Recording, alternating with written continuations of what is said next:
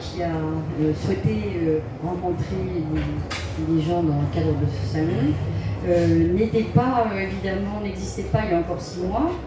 On est tombé dans la bataille d'Arjowigging et donc de la papeterie par hasard, parce qu'on a cette magnifique papeterie qui est dans la vallée du Loir, et qu'en tant que citoyen, en tant qu'habitant, en tant que fournisseur, en tant que commerçant, on ne veut pas vivre dans le désert. Nous, la filière papier, dont on va parler ce soir, elle apparaît pour nous comme une filière très abîmée, puisque partout il y a des usines qui ont fermé, qui ont été reconverties, qui ne fonctionnent plus ou qui ne fonctionnent pas. Et dans le cadre de l'action qu'on a menée, on se sent un peu des fois isolé. Donc on connaît ce qui s'est passé à Luzerne ou ailleurs, mais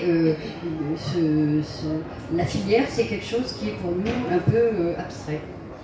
Donc on est rentré dans la bataille de cette papeterie, complètement par hasard, parce que nous, on ne connaît pas, on connaissait absolument pas le milieu papetier, ni même beaucoup le milieu entreprise.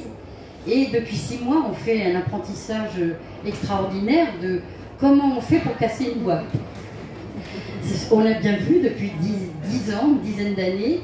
On a vu avec un copain qui est ingénieur, qui a travaillé sur tous les documents de l'usine.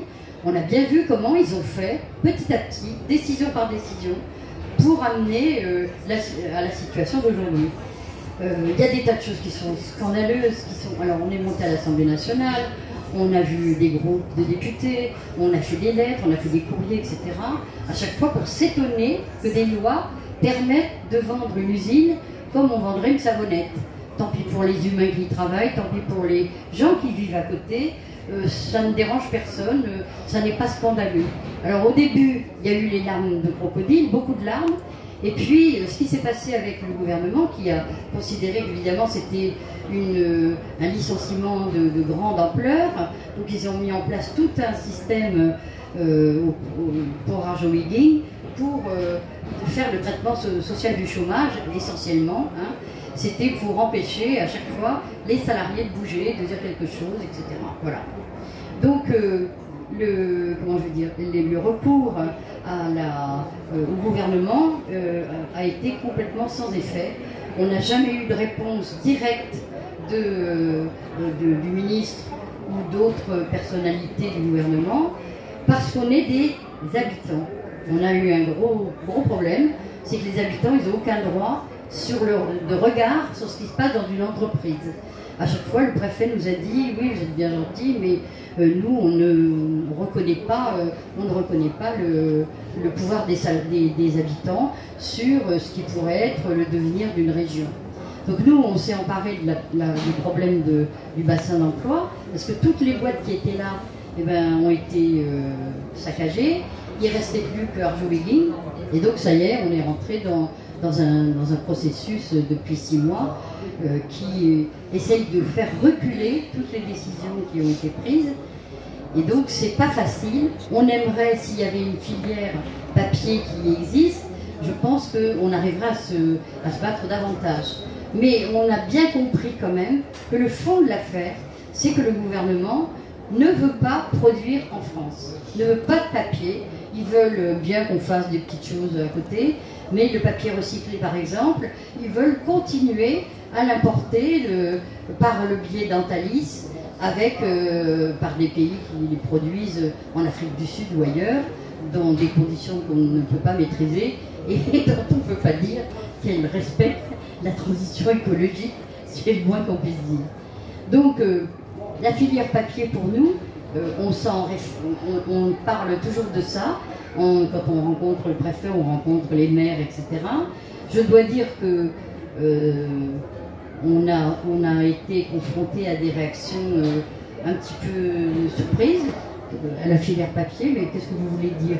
Oui, mais on veut que l'usine de Bessay s'intègre dans le cadre de sa reprise dans un pôle d'excellence qui pourrait être intégré dans une filière papier dans laquelle qu'on pourrait reconquérir, parce que je ne sais pas trop, je pense que Patrick va nous donner davantage d'éléments là-dessus, mais partout c'est pareil. Et un jeune qui était en formation dans les Vosges pour un des métiers de la papeterie disait qu'aujourd'hui il va être obligé, après l'échec d'Arjowiggins, de se reconvertir une nouvelle fois parce qu'on trouvait quasiment plus de papeterie ou envisager l'avenir. Hein. Donc voilà, moi je voudrais que par rapport à la situation générale, tu puisses nous donner quelques éléments, parce que je pense que c'est notre bataille, elle doit continuer à s'inscrire dans la construction d'une filière papier. Merci Nadia.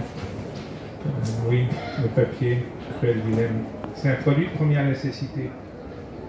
Vous ne pouvez pas passer une journée sans toucher une feuille de papier. C'est comme ça. Tout le monde touche au moins une feuille de papier dans sa journée. Ne cessera pas le café le matin quand on va aux toilettes. C'est rigolo à dire, mais c'est un peu d'humour, mais c'est la réalité. Et aujourd'hui, on ne veut pas continuer à ce que cette filière vive. Le papier en France, c'est pas vraiment un désert. Aujourd'hui, on produit à peu près 9 millions de tonnes de papier. On en consomme à peu près autant. On en importe, on en exporte, mais c'est à peu près équivalent. C'est la grande difficulté aujourd'hui, c'est les sortes de papier qui sont produits. 75% du papier qui est produit, c'est du papier d'emballage.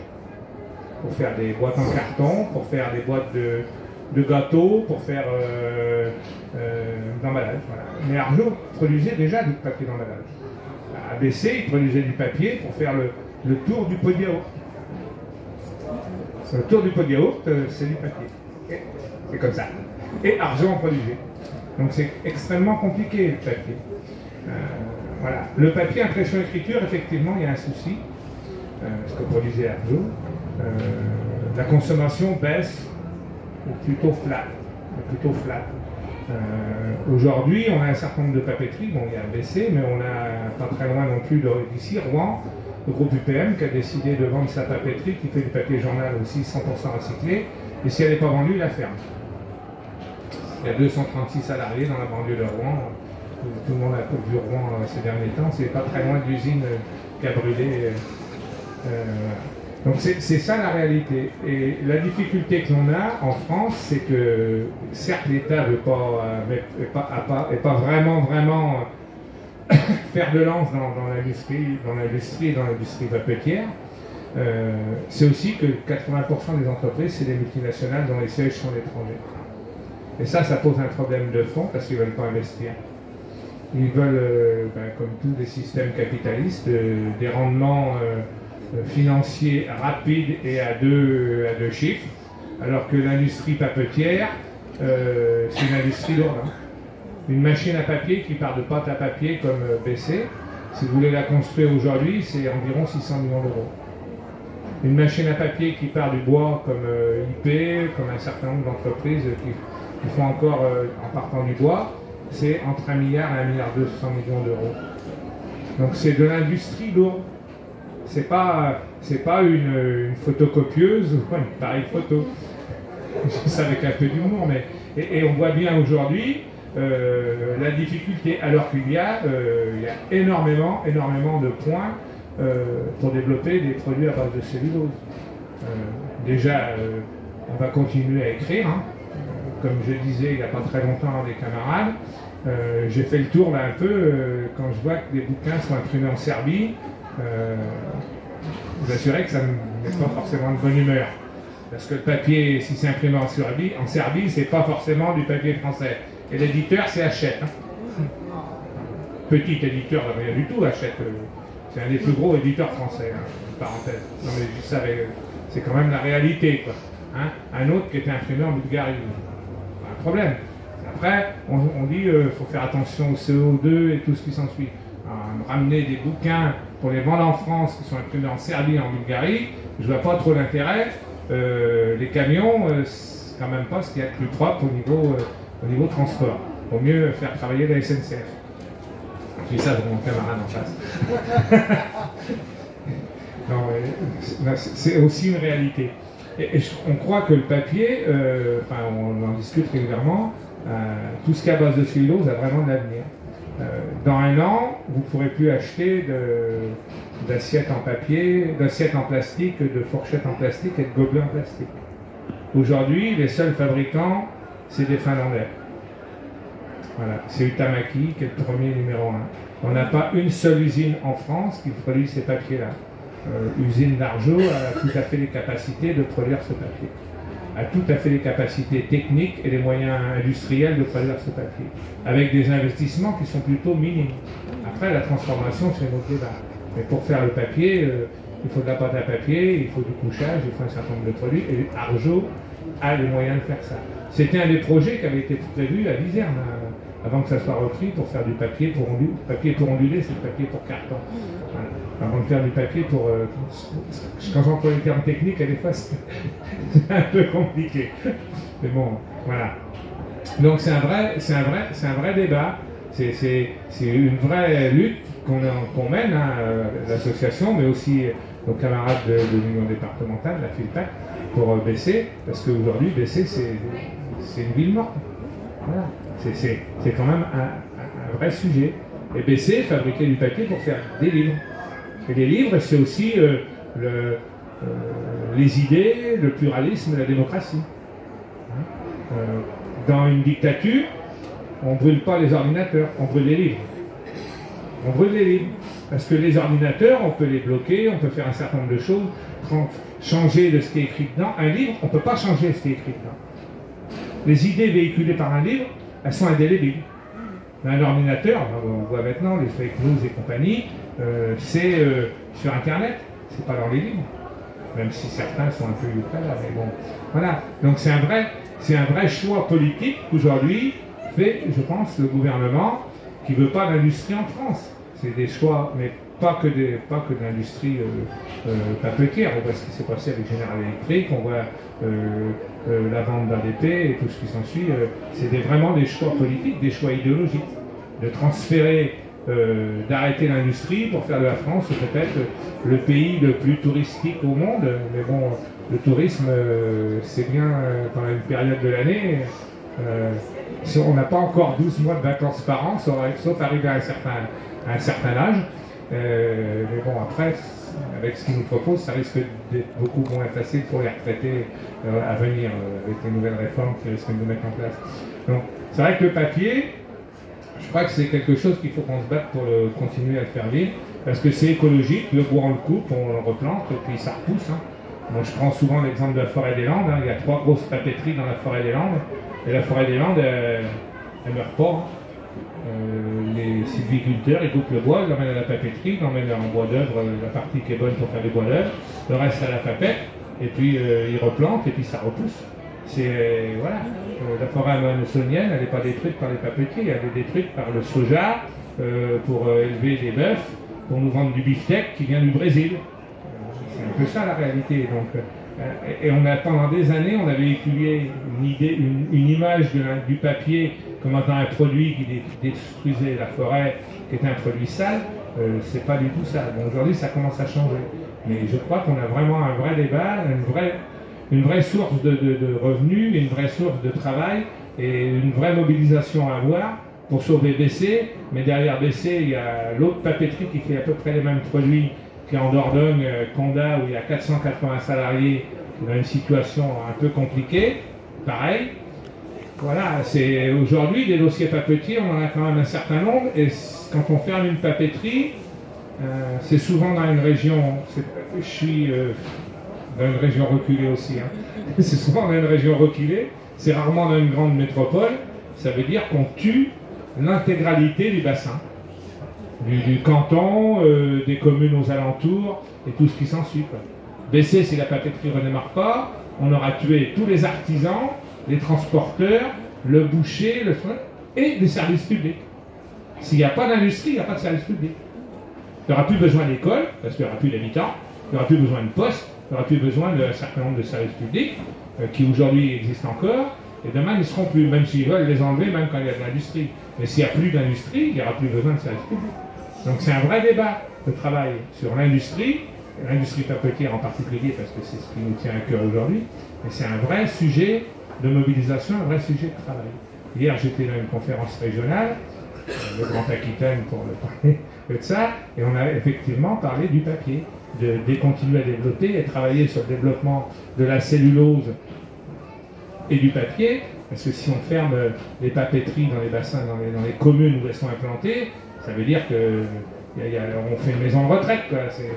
C'est un peu d'humour, mais c'est ça la réalité, il n'y a plus besoin de rien, quoi. Voilà, donc je pense qu'il faut continuer à se mobiliser.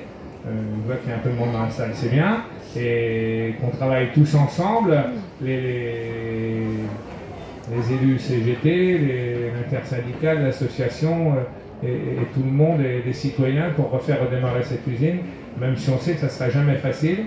On en a fait redémarrer quelques-unes, la fédération. Il y en a une qui a tenu 3 ans, l'autre elle fait encore. C'est celle de Doubla à Alizé, dans l'heure, voilà, qui a été reprise par un groupe indonésien. Donc il faut qu'on travaille là-dessus et qu'on recherche des repreneurs, sachant qu'aujourd'hui sur BC, il y a quelques 2-3 touches, mais bon, pas sûr que ça arrive rapidement. Justement, où on en est aujourd'hui de la bataille à BC, on a eu beaucoup de difficultés au début pour élaborer une stratégie, parce que le conseil régional ne nous répondait pas. Or, c'est lui qui a la compétence industrielle. On avait un soutien du président du conseil général, mais pas du conseil général en entier. On avait des mairies qui nous soutenaient, mais il a fallu qu'on développe cette grande journée d'action sur Sarthe Morte pour que beaucoup de gens se mobilisent et finalement fassent le choix de dire oui, c'est possible de relancer Arjo. On en est aujourd'hui à la période où il faut commencer à travailler sur un projet de reprise. Puisque vous le savez, il y a maintenant donc, la région qui a accepté de financer le projet de reprise présenté par l'intersyndicale. Mais là, il y a un vrai débat. C'est maintenant que le débat va se poser, parce que tout le monde n'est pas d'accord sur ce qu'on veut faire. Et par exemple, beaucoup disent, et c'est notamment la position d'une partie de l'intersyndicale, plus de papier recyclé. Nous, on pense que c'est un produit qui peut permettre de redonner un espace un marché en France pour la papeterie de BC. Et c'est pour ça qu'on a mené la bataille pour le bon de commande symbolique que monsieur le maire de Mans Métropole sur lequel monsieur le maire du Mans vient de s'engager à acheter tout ce dont il a besoin. Si l'usine de BC repart, il l'achètera là-bas chez Arjo. Et on fait ça avec toutes les villes. On va lancer une campagne nationale, mais vous voyez, il y a un débat. Est-ce qu'on peut faire encore du papier recyclé en France, ou alors est-ce qu'il vaut mieux l'acheter chez monsieur Lebar, dans son groupe Antalis, du papier qui vient d'Afrique du Sud, du papier qui vient de Chine, de Pologne ou d'ailleurs. Est-ce que c'est un gros mot? C'est ce qu'on a écrit à monsieur le ministre le maire. Est-ce que c'est un gros mot aujourd'hui en France de parler de production en France de papier? Est-ce que c'est plus possible? Moi je me rappelle quand on a commencé la bataille, c'est vrai qu'on n'avait pas trop d'idées de comment on pouvait aider, puisqu'il semblait que du point de vue des élus, des syndicats, des salariés, il y avait la morosité, le désespoir qui avait gagné, plus personne ne voulait rien faire, et on a commencé à lancer une des revendications dont on avait entendu parler, qui était la nationalisation temporaire d'Arjo Wigging, qu'on n'a pas abandonné, hein, on continue à faire signer les appels partout, mais on voit bien que donc, monsieur le maire nous a répondu à notre revendication en répondant à monsieur Brindeau, député du Loir-et-Cher. Et bien figurez-vous que nationaliser temporairement Arjo Wigging, ça signifierait se mettre en difficulté avec les lois européennes, et puis surtout, a-t-il écrit, aujourd'hui, toute collectivité territoriale, collectivité publique, elle doit se comporter dans le marché comme une boîte privée, c'est-à-dire comme un chacal. Hein. On tue tout, on écrase tout, on n'écoute rien. Donc on a été très étonnés, donc on lui a renvoyé une réponse en lui disant « Excusez-nous, on est dans un pays et un système européen et même mondial où, paraît-il, il faut absolument préserver la concurrence libre et non faussée. Hein. comment se fait-il que M. Lebard, ami de M. Le Maire, parce qu'ils sont vraiment très copains, tout ça c'est une bande de copains, BPI, tout ça c'est les mêmes, hein. Comment ça se fait que ce monsieur, lui, il a détruit toute concurrence? Il a détruit toutes les usines en France pour qu'on ne puisse pas fabriquer du papier, parce que ça le dérangerait que la production de papier en Chine, en Afrique du Sud ou ailleurs diminuerait. Ben, vous voyez, les réponses, elles sont toutes là. C'est vraiment un choix d'orientation qui, si les Français ne le dénoncent pas, on finira par plus avoir rien. Et nous, dans notre campagne de signature pour l'appel citoyen pour une nationalisation temporaire d'Arjowiggins, on en est à peu près à 13 000 signatures aujourd'hui en 6 mois, qui touchent toutes les couches de la population et tous les courants politiques. Ils ont signé, donc beaucoup de gens ont signé. C'était l'idée justement de s'opposer à cette casse généralisée de l'emploi, de l'emploi industriel, et en plus de mettre en avant l'argent. L'argent comme seul objectif pour toutes les entreprises, pour tous les services publics. Tout le monde doit chercher de l'argent, rentabilité, rentabilité, dès qu'on est, et jusqu'à la mort, il faut être rentable.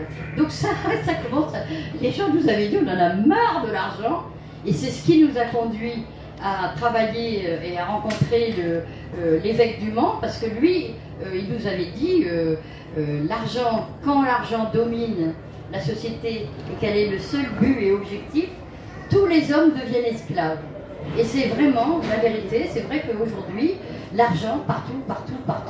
Alors on nous dit, c'est plus possible de faire du papier comme ça parce que c'est pas rentable, rien n'est rentable. Donc on a cherché, nous on a un projet qu'on va discuter déjà samedi avec notre expert Secafi. Après on rencontrera l'intersyndicale pour voir avec elle comment ils travaillent. Mais ce qu'on veut, c'est redonner à cette papeterie, non pas un petit rôle comme ça, on va y mettre 60 salariés qui vont faire un petit truc dans un coin. Nous, on veut qu'elle redevienne un pôle d'excellence dans la production du papier en France, dans le cadre d'une filière qu'on pourrait redévelopper et reconstruire. Parce que c'est indispensable, moi je suis d'accord avec ce que dit Patrick, le papier, c'est tous les jours dans notre vie, tous les jours on en a besoin. Voilà. Pardon, je sais pas. Non, je vais juste rajouter que historiquement, Arjo, c'était 5000 salariés en France. Hein. Aujourd'hui, c'est zéro. C'est zéro. C'est ça la réalité. La partie sécurité est fermée. On faisait les billets de banque. Ils ont fermé toutes les papeteries Charavine qui faisaient du papier pour les chèques, des papiers un peu de gamme. Ils ont fermé Viserne, ils ont fermé BC. Toutes les banques ont été fermées, les unes après les autres. Alors que l'actionnaire majoritaire, c'est l'État. C'est la BPI, l'actionnaire de référence. Donc c'est un vrai. On voit bien que c'est un vrai choix politique. On est allé, nous, de la CGT, plusieurs fois au conseil d'administration. La première fois, ils nous ont mis dehors avec les CRS. C'est pas bien passé. Mais après, on a acheté des actions. D'ailleurs, j'en ai toujours 3. Il faut que je les vende, parce que je pense que je vais en foot.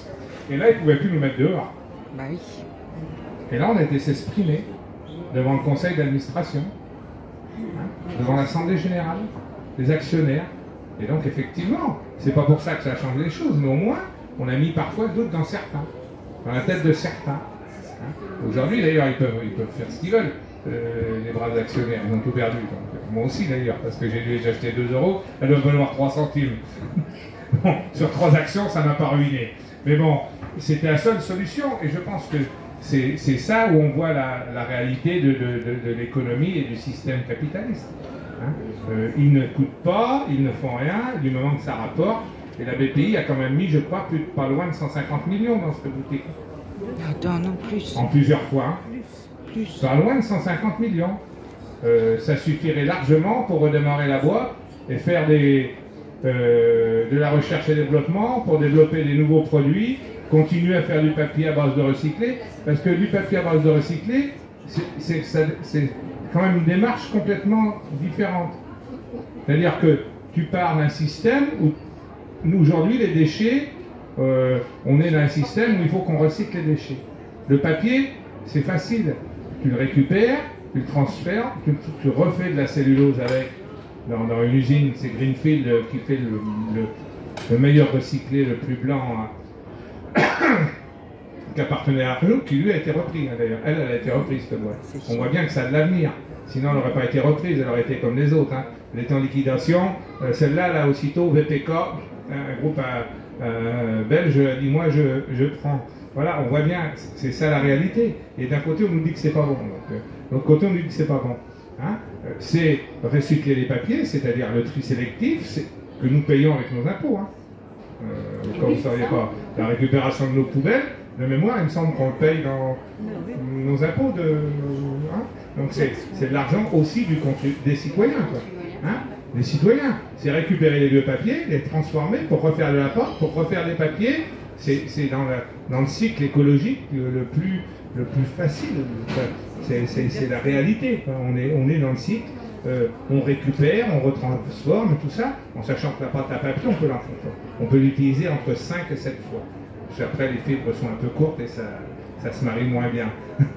Les fibres.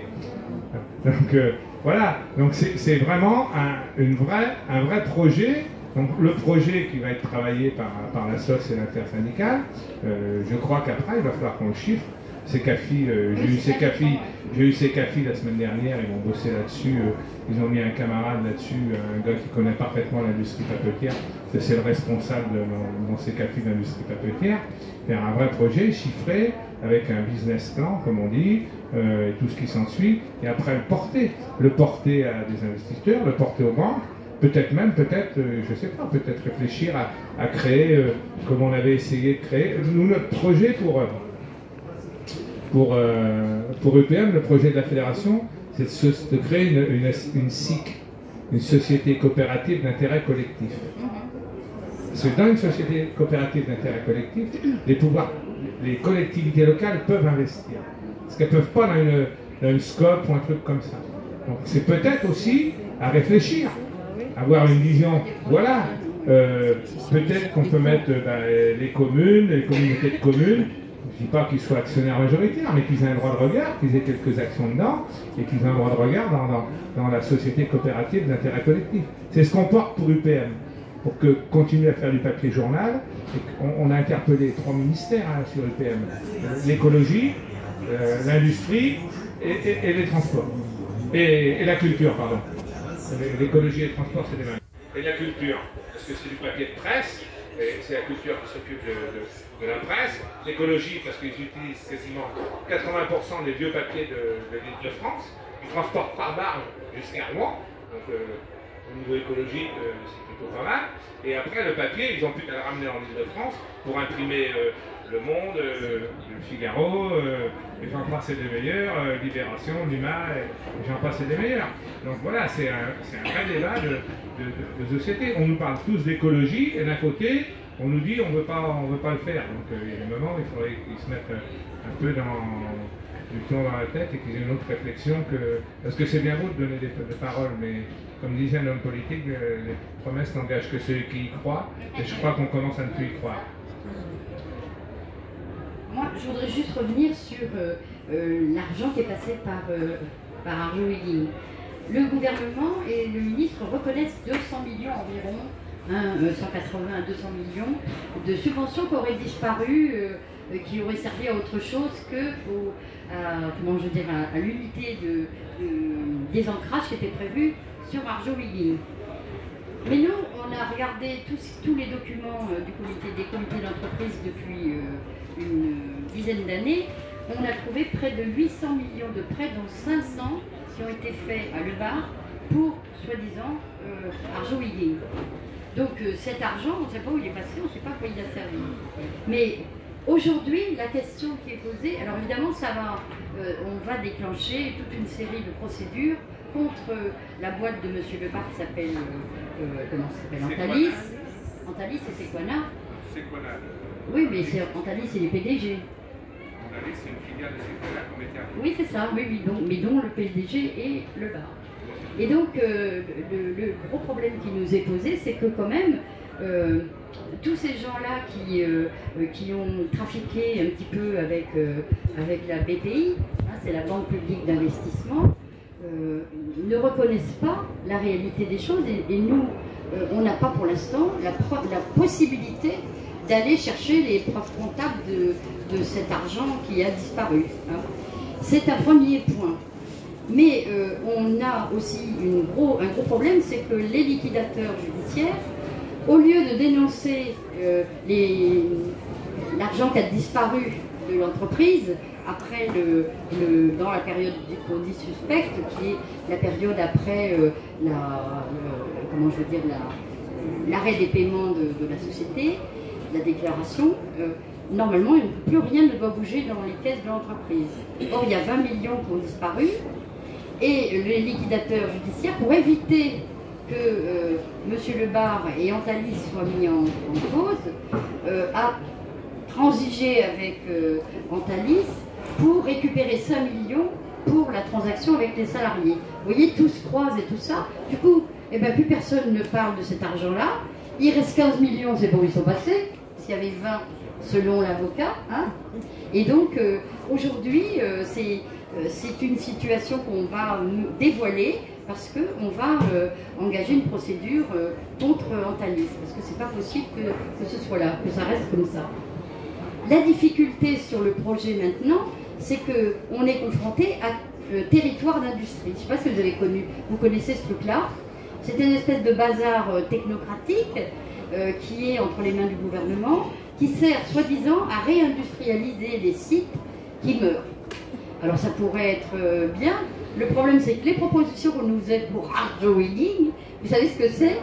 Dans l'arrière de l'usine où il y a beaucoup de place, ils voulaient installer un truc de stockage de panneaux solaires qui était fait où? En Chine et en Inde. Alors on aurait des camions qui passeraient partout, et alors on ne voit pas où est l'emploi industriel dans cette proposition. Donc on a prévenu le conseil régional qu'on ne voulait pas. Petit à petit les choses avancent, mais il va falloir encore beaucoup de pression, beaucoup d'action pour obtenir un vrai projet de redémarrage. Et nous, on envisage effectivement la forme coopérative pour s'en sortir si on ne trouve pas de repreneur. Mais le problème maintenant, c'est de garder l'usine, d'empêcher que, à la suite du protocole transactionnel, il y ait une date limite pour le démantèlement des machines, parce que c'était au 31 octobre 2019. Donc il n'y a même pas les moyens de faire un projet, on n'a pas le temps. S'ils commencent à démonter les machines, c'est cuit. Donc on a fait une première action pour garder les matières premières, et on a eu la satisfaction d'avoir pas mal de salariés, et finalement on a gardé les matières premières pour la reprise de l'usine. On a considéré ça comme une première petite victoire, mais en tout cas l'état d'esprit est en train de changer, à baisser. Les gens commencent à dire